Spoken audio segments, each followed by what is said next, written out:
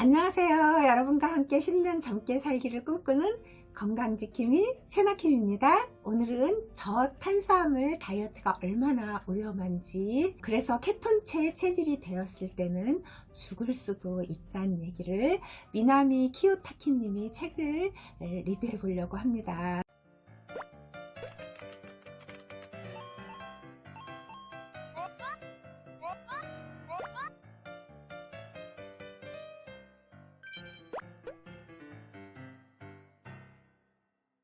제가 이분의 책을 읽으면서 좀 오래됐죠. 개그맨이신 분인데 아주 풍채가 좋으시고 살이 많이 찌셨는데 다이어트를 정말 성공하신 분이었어요. 그런데 어느 날 갑자기 체육관에서 운동을 하시다가 세상으로 가신 분이 생각이 나더라고요. 그분이 이 저탄수화물 다이어트를 하신 게 아닌가, 그런 생각이 들었습니다.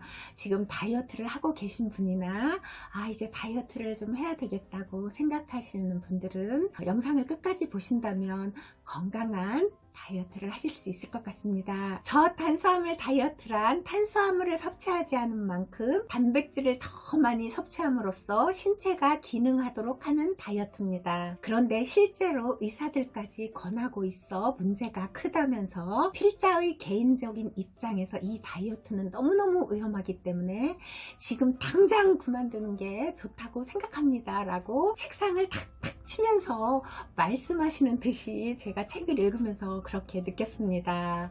에너지원으로 필요한 포도당은 복합 탄수화물에서 만들어지는 게 적합하다시면서 저탄수화물 다이어트에 힘을 쏟아 탄수화물을 아예 섭취하지 않으면 혈액 속 포도당이 감소해 우리 몸은 의기 상태에 놓이고 일단 간장에 축적해둔 글리코겐이라는 물질을 분해해 포도당을 만들기 시작한다고 합니다. 비상사태에 대비해 평소 우리 몸은 포도당을 간장과 근육의 글리코겐이라는 형태로 일시 저장된다고 합니다.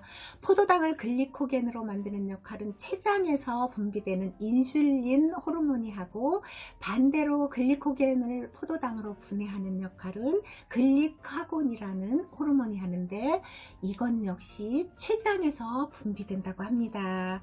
위기를 대비해서 일부러 저장해 두었던 것을 꺼내 쓰면서까지 포도당을 만들려는 까닭은 기본적으로 우리 뇌는 포도당만을 에너지원으로 쓰기 때문이고, 포도당이 줄어든 상태를 그대로 방치하면 뇌 기능이 멈추어 끝내 죽게 되고 만다고 합니다.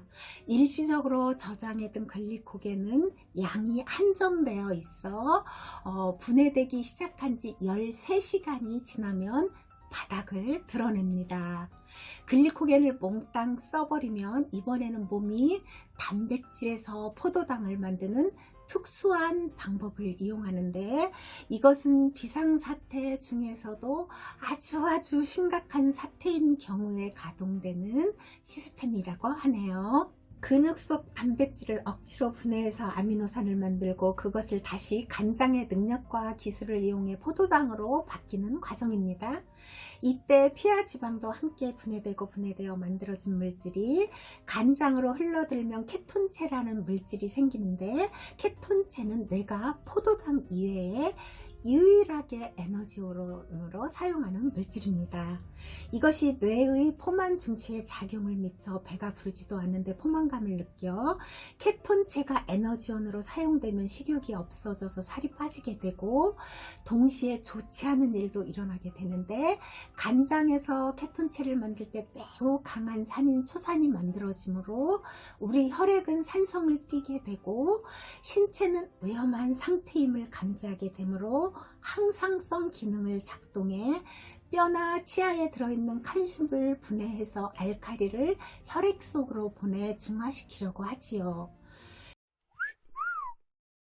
여기까지 과정이 진행되면 뼈에 구멍이 송송 뚫리는 골다공증과 치아도 망가지는 2중, 3중으로의 고통을 겪게 되겠죠. 만일 케톤체를 에너지로 사용하는 케톤체 체질이 되면 신체적으로 불규칙한 몸 상태가 차츰차츰 나빠지게 되므로 절대로 이런 상태가 지속되어서는 안 됩니다.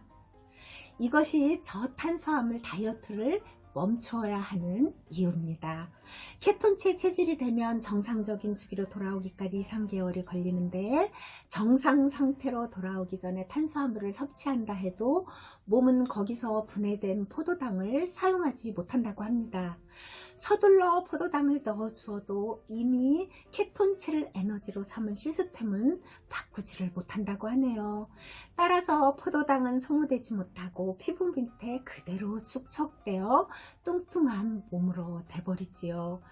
뼈와 치아가 망가진 상태로 말이에요. 평생 탄수화물을 먹지 않는다면 몰라도 살이 빠졌다고 탄수화물을 다시 먹기 시작하면 탄수화물에서 분해된 대부분의 포도당은 전부 지방으로 바뀌어 힘들게 다이어트 했는데도 요요 현상이 찾아와 몸이 망가지는 사람이 많은 것은 우리 몸의 이런 메커니즘 때문입니다. 참 세상 살기가 힘들죠. 먹고 싶은 거 그냥 마음껏 먹으면서 살이 좀 찌면 어때? 그렇게 생각할 때가 있어요. 그런데 살이 찌게 되면 혈액순환도 잘 되지 않고 모든 대사 능력이 떨어져서 먹기만 하면 몸에 다 독소로 남게 돼서 잠깐의 그 달콤함을 이기지 못하고 맛있는 음식, 그런 패스트푸드나 밀가루 음식, 청량음료, 그 몸에 나쁜 음식을 자꾸 먹다가 보면은 우리 몸은 자꾸 망가지고 또 나이 먹어서 골다공증에 걸리고 이렇게 되면 잠깐만 넘어져도 다리가 골절이 돼서 못 일어나는 경우도 많더라고요. 물론 다이어트를 하는 게 쉽지는 않아요.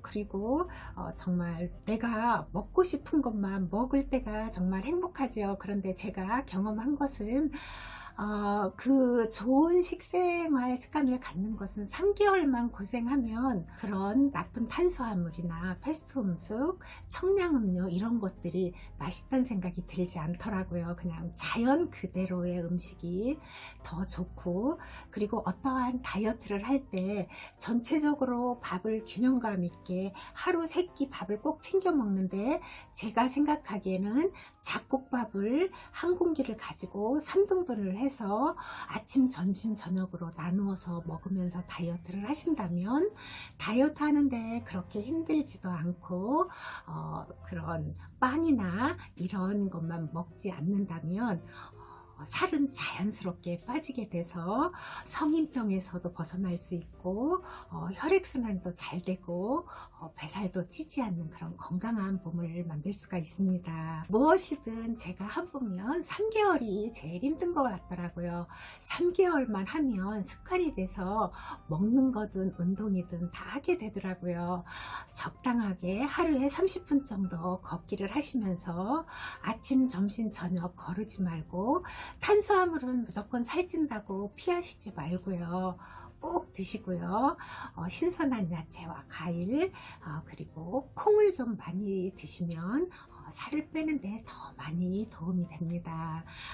그래서 100세까지 내 머리로 생각하고 내 손으로 만져서 느낄 수 있을 때, 그리고 내 다리로 걸을 수 있을 때가 살아있는 거지, 누워있거나 노인병원에 있다면은 그건 살아있는 거라고 저는 생각하지 않습니다.